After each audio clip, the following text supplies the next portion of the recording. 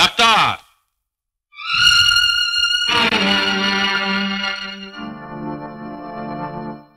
ও doctor, কি ব্যাপার? আমি তোমার আসার অপেক্ষায় বসে রয়েছি আর তুমি না দেখা করে চলে যাচ্ছ। আরে এসো এসো এসো, ভেতরে এসো। আমি ভাবলাম রাত অনেক হয়েছে, তুমি বোধহয় শুয়ে পড়েছো, তাই বারান্দার দিকে আর তাকাইনি। বাহ, তুমি বললে কলকাতা যাচ্ছি, আজকেই ফিরবে, আর আমি ছেলে বউয়ের খবর না নিয়ে শুয়ে পড়বো? হ্যাঁ, তুমি ভাবলে কি করে?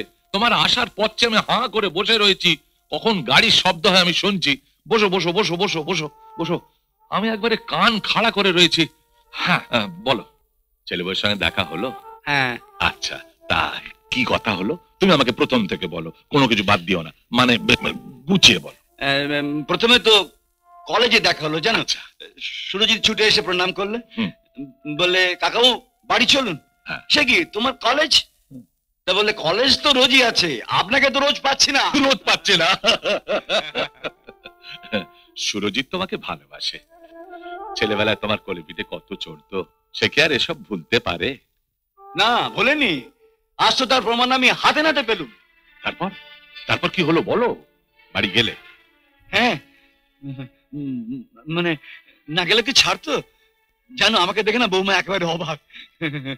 সঙ্গে সঙ্গে সুরজিৎকে বাজারে পাঠিয়ে দিলে, বুঝেছো, বাজারে পাঠিয়ে দিলে।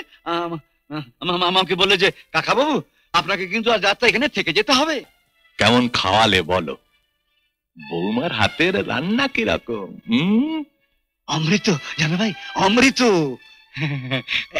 এত বড় একটা মাছের মুড়ো নিয়ে এসে আমাকে বললে কাকা বাবু এটা কিন্তু আপনাকে খেতে হবে। আচ্ছা বলো তো, আচ্ছা এই বুড়ো বয়সে এত বড় একটা মাছের মুড়ো আমি চিবোতে পারি? জবরদস্তি করছে, জোর করে বলছে না আপনাকে খেতেই হবে। কি আদর, কি যত্ন, আমি জীবনেও বলবো না ভাই।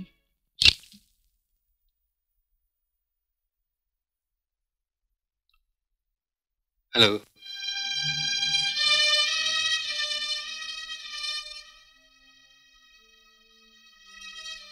সুরজিৎ কলেজ থেকে ফিরেছে?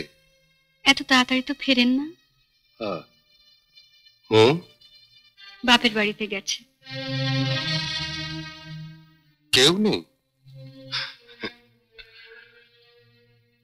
তুমি তো আছো।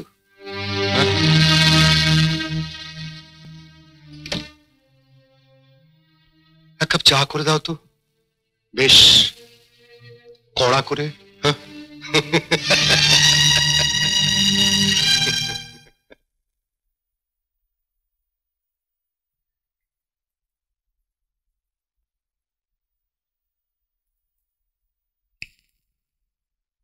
আপনার চা। দাঁড়াও না, বললাম মাথাটা ভীষণ ধরেছে, কিছু মনে যদি না করো মাথাটা একটু টিপে টুপে দেবে? না না, এমনিতে আমি খাটাবো না, কাউকে আমি এমনিতে খাটাই না, এর জন্য তুমি পারিশ্রমিক পাবে।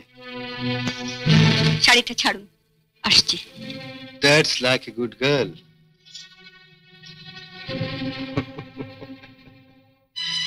হ্যাঁ, বেশি দেরি করো না যেন, দেরি হলে আবার আমার মাথার ব্যথাটা ক্রমশ নিচের দিকে নামতে থাকে।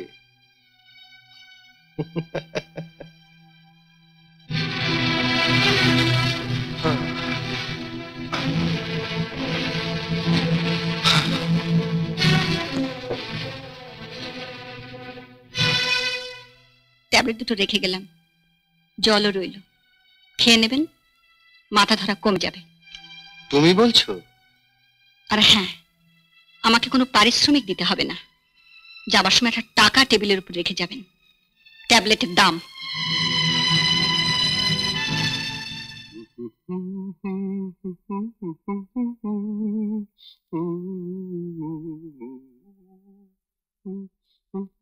তুই কতক্ষণ? অনেকক্ষণ। তুই নেই, মৌ নেই, তাই শুয়ে আছি। ট্যাবলেট ট্যাবলেট কর। আর বলিস না, মাথাটা একটু ধরেছিল, তা লক্ষ্মীকে বললাম মাথাটা একটু টিপে দিতে, ট্যাবলেট দিয়ে গেল। আজকাল ওই ট্যাবলেট ফ্যাবলেটে মাথা ধরা ছাড়ে না, বুঝলি? একটা নরম হাত মোলায়েম করে মাথায় হাত বুলিয়ে দেবে। হ্যাঁ, বস। লক্ষ্মী কোথায়?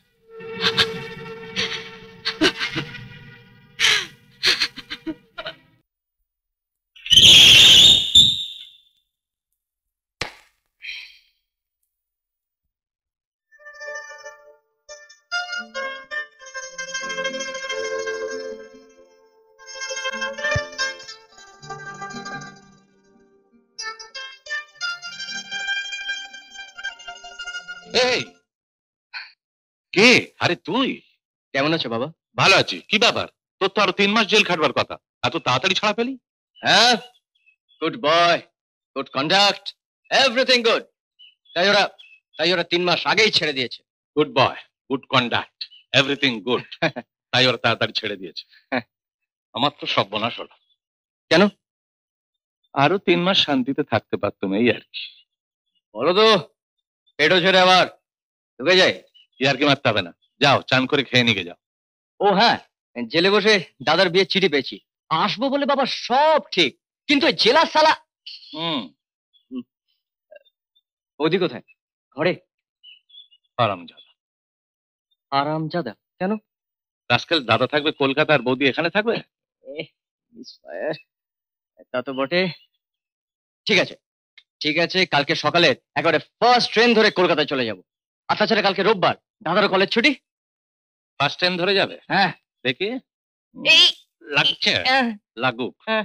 শোনো, ওই ফার্স্ট ট্রেনই ধরো আর লাস্ট ট্রেনই ধরো, আমার সঙ্গে দেখা করে যাবে। কিছু জিনিসপত্র দিয়ে দেবো, গিয়ে বৌদিকে দেবে। Okay father. যাও।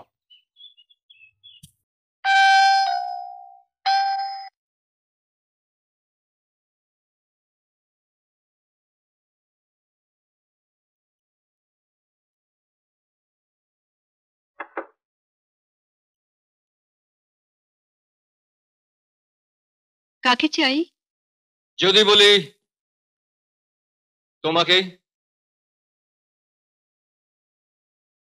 খুব ভয় পেয়ে গেছো তো? আরে ভয় নেই, আমি তোমার খুব আপনজন। তোমার কর্তার নাম সুরজিৎ, আর এই অধমের নাম অরিজিৎ, তোমার একমাত্র ঠাকুরপো।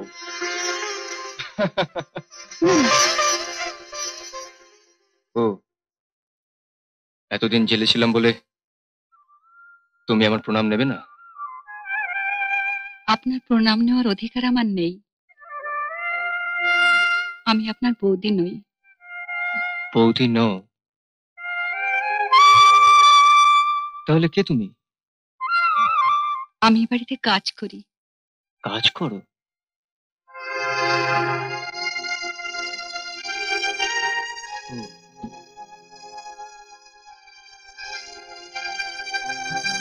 কি আশ্চর্য!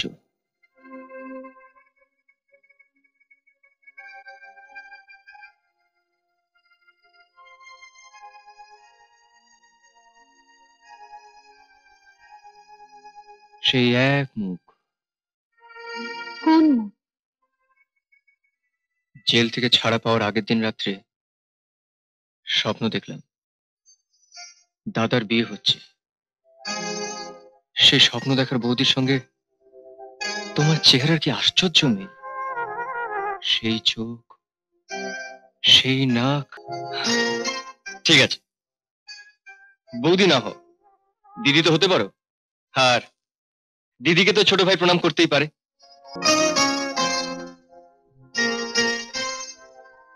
দাদা বৌদিকে দেখছি না, ওরা কি বাড়িতে নেই?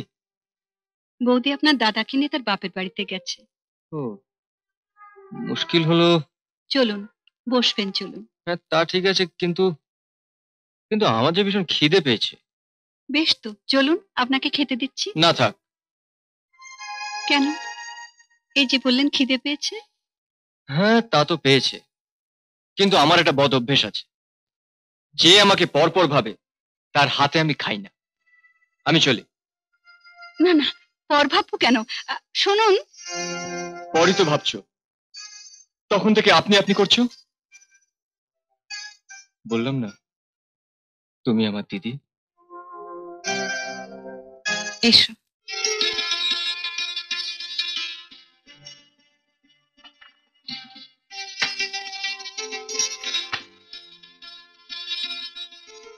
একটা কাজ করো না দিদি, তুমিও খেয়ে নাও। তুমি খাও, আমি খাচ্ছি। না, আমি একা খাবো, তুমি দাঁড়িয়ে থাকবে। যাও না, নিয়ে এসো না। ঠিক আছে, তুমি খাও না, আমি পরে খাবো। না, তুমি না খেলে আমিও খাবো না। কি হলো, যাও।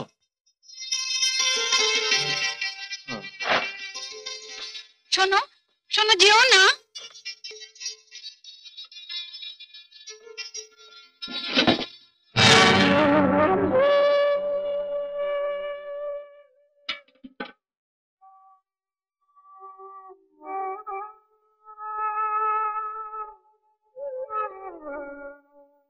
কি হলো, খেলে না?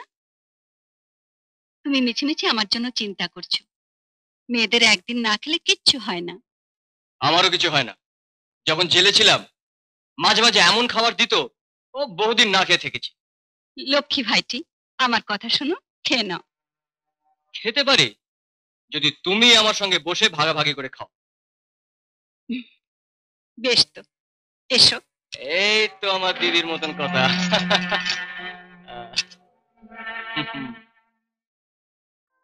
দাদা বৌদিকে দেখছি না, ওরা কি বাড়িতে নেই? বৌদি আপনার দাদাকে নিয়ে তার বাপের বাড়িতে গেছে। ও, মুশকিল হলো। চলুন, বসবেন, চলুন। হ্যাঁ, তা ঠিক আছে, কিন্তু কিন্তু আমার যে ভীষণ খিদে পেয়েছে। বেশ তো, চলুন, আপনাকে খেতে দিচ্ছি। না থাক। কেন? এই যে বললেন খিদে পেয়েছে। হ্যাঁ, তা তো পেয়েছে, কিন্তু আমার একটা বদ অভ্যেস আছে। যে আমাকে পরপর ভাবে তার হাতে আমি খাই না। আমি চলি। না না, পর ভাববো কেন? শুনুন। পরই তো ভাবছো, তখন থেকে আপনি আপনি করছো। বললাম না, তুমি আমার দিদি। এসো।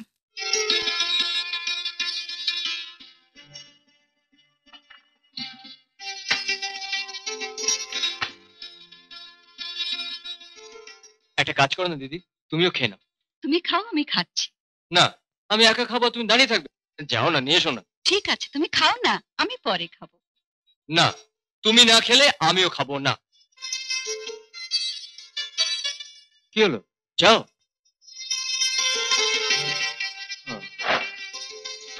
শোনো শোনো, যেও না।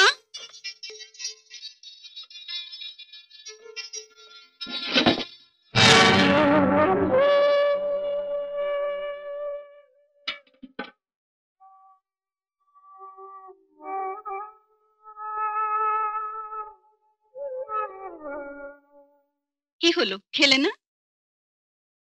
তুমি মিছিমিছি আমার জন্য চিন্তা করছো। মেয়েদের একদিন না খেলে কিচ্ছু হয় না। আমারও কিছু হয় না। যখন জেলে ছিলাম মাঝে মাঝে এমন খাবার দিত, ও বহুদিন না খেয়ে থেকেছি। লক্ষ্মী ভাইটি, আমার কথা শোনো, খেয়ে নাও। খেতে পারি যদি তুমি আমার সঙ্গে বসে ভাগাভাগি করে খাও। বেশ তো, এসো। এই তো আমার দিদির মতন কথা।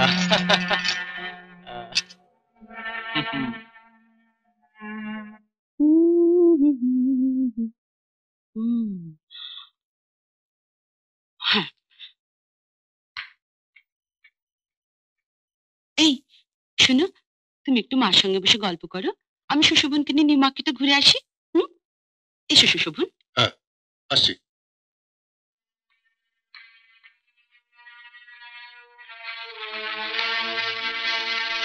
কিছু যদি মনে না করো, তোমায় একটা কথা বলবো বাবা।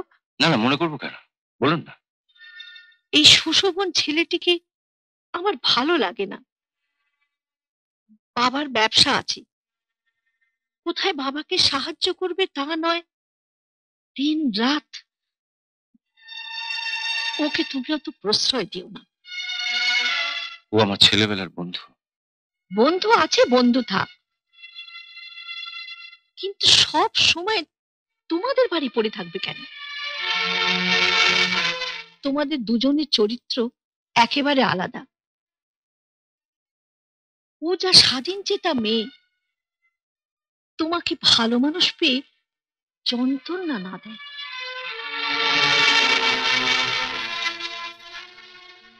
সবই আমার কপাল ভাই। একবারও তোমার স্বামীর খোঁজ করলে না? কি হবে, হারাবার ভাগ্য নিয়েই আমি জন্মেছি। এবার আমি এসে গেছি, আর তুমি কিচ্ছু হারাবে না, শুধু পাবে। হ্যাঁ দিদি, আমার মন বলছে একদিন না একদিন তুমি তোমার স্বামীকে ফিরে পাবে।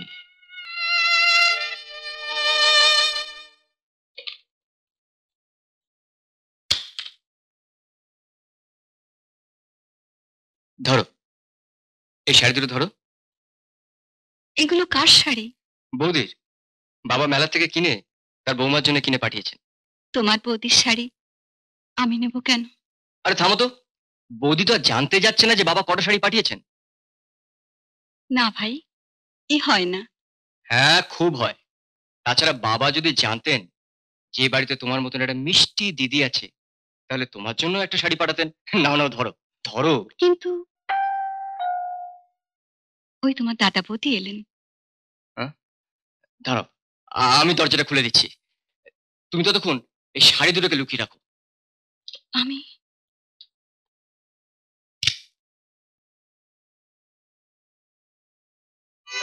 তুই কখন এলি?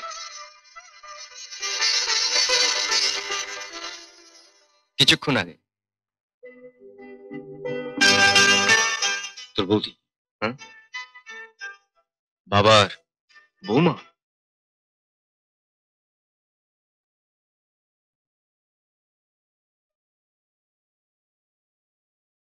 জেল থেকে কবে ছাড়া পেলে? কাল। এবার থেকে একটু ভদ্রভাবে থেকো, বুঝলে? বাবা দাদার মুখে আর চুনকালি মাখিও না। দাদা তো অলরেডি চুনকালি মেখে বসেই আছে, আমি আর নতুন করে কি মাখাবো? এ কথার মানে? স্বামী তো প্রফেসর, মানেটা এক ফাঁকে ওর কাছ থেকে জিজ্ঞেস করে নিও, পড়ে যেত।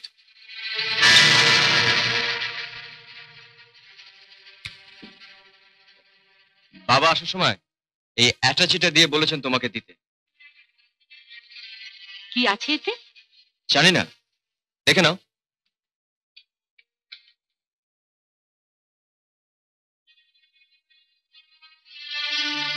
এই শাড়ি? আচ্ছা, তোমার বাবা কি আমাকে ভিখিরির মেয়েটি মনে করেন? কোন লজ্জায় উনি আমাকে এই শাড়ি পাঠান? আমাদের বাড়ির কাজের লোকেরাও এর থেকে দামি শাড়ি পরে।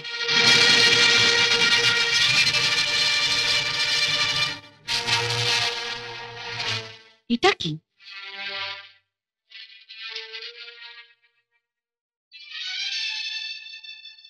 পরম কল্যাণী আসু বৌমা, চারখানি শাড়ি পাঠালাম।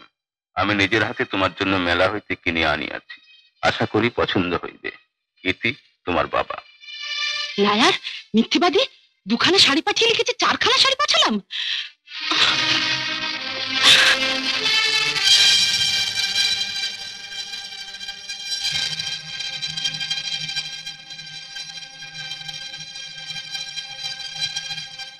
দিদি, ওনার বাবা ঠিকই লিখেছেন। উনি আপনার জন্য 4টে শাড়ি পাঠিয়েছেন। অরিজিৎ যখন খাচ্ছিল, আমি তখন অ্যাটাচি খুলে শাড়িগুলো দেখছিলাম। এমন সময় আপনারা চলে এলেন। ও তাড়াহুড়োতে শাড়িগুলো ফেলে রেখে এসেছিল। ও ফেলে এসেছিল না তুমি সরিয়ে রেখেছিলে? অ্যাটাচিতে যে একটা চিঠি আছে সেটা বোধহয় দেখতে পাওনি।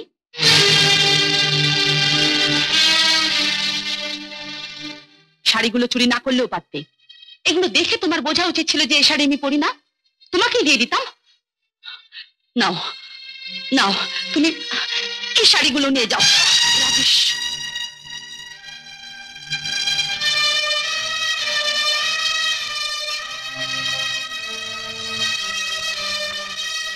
বৌদি, আমার সামনে বাবাকে এইভাবে অপমানটা না করলে কি হতো না? আমি তো কালকেই চলে যেতাম। চলে যাওয়ার পর না হয়ে কাপড়গুলোকে পুড়িয়ে ফেলতে। বাবা তো আর দেখতে আসতো না। আমি রেখে রেখে কথা বলতে পারি না। আমিও পারি না। শোন দাদা, রোজ সকালে উঠে পিতা স্বর্গ পিতা ধর্ম বলে চিৎকার করে গলা ফাটালে বাবাকে ভক্তি শ্রদ্ধা করা হয় না। তাকে কে অপমান করলে প্রতিবাদ করতে হয়, তার বিরুদ্ধে রুখে দাঁড়াতে হয়, সে যেই হোক।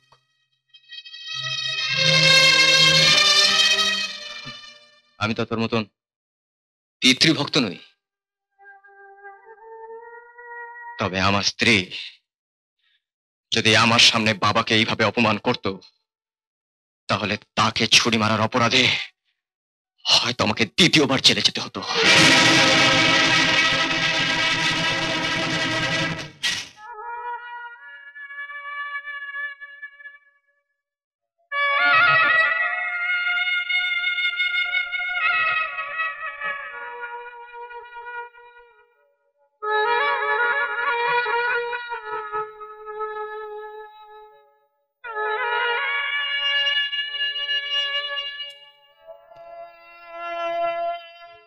অরিজিৎ, দিদি, যখন আমি বুঝতে শিখিনি তখন মাকে হারিয়েছি। ভেবেছিলাম বৌদি এলে সেই সেই অভাবটা পূরণ হয়ে যাবে। মার কাছ থেকে যা পাইনি, বৌদির কাছ থেকে সেই স্নেহ, ভালোবাসা আমি আদায় করে নেব।